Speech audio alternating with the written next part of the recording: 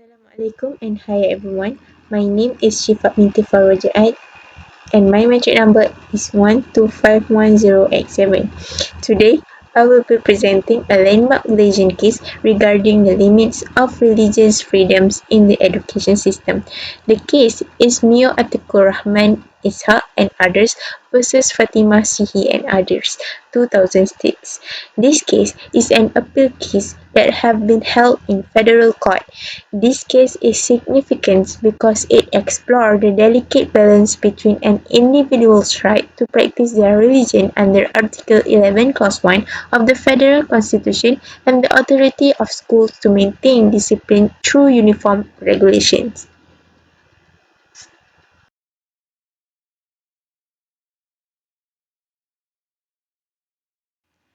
First, let's take a look at how this case begins.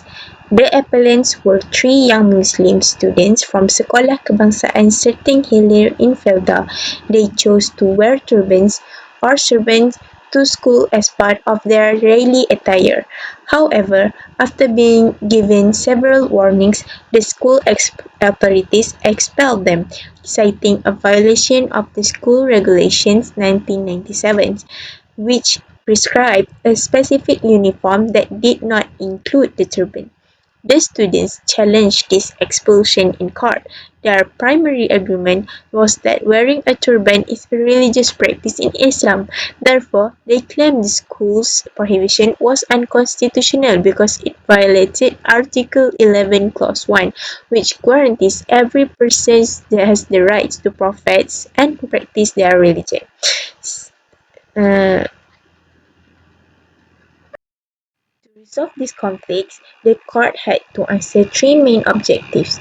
First, is wearing a turban actually a mandatory religious obligation in Islam, or is it optional?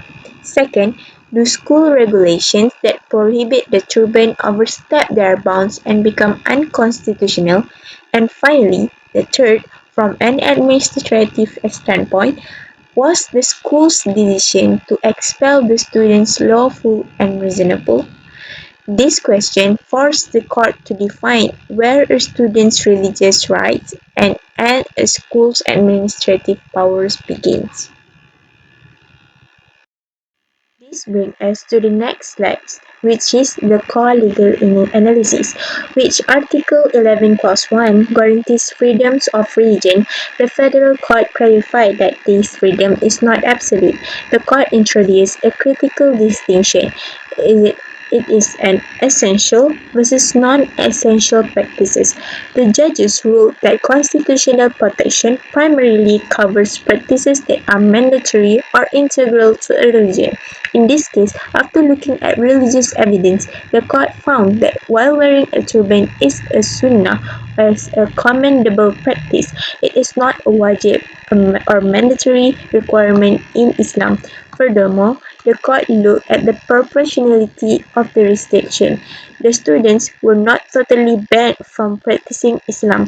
They could still pray, attend the surah, and even wear their turbans outside of the school hours. Therefore, the uniform policy was seen as a reasonable way to maintain discipline and uniformity without stripping the students of their religious identity entirely.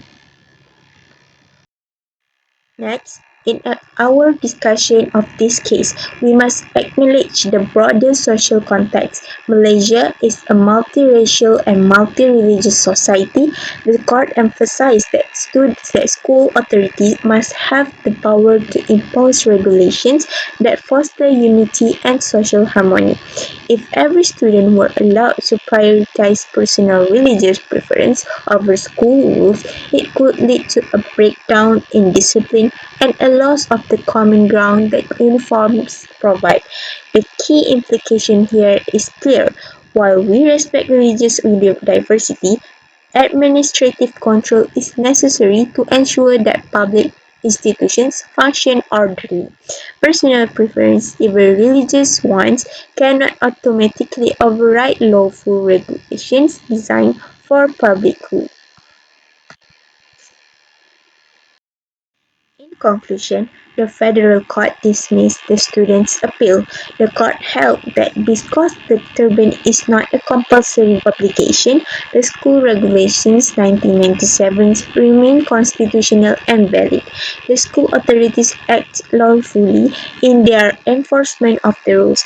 The ultimate takeaway from Mio Atikur Rahman is that freedom of religion in Malaysia is subject to reasonable administrative control, especially in the interest of discipline and national unity. It serves as a reminder that rights must always be balanced against the collective needs of society. Thank you for your attention.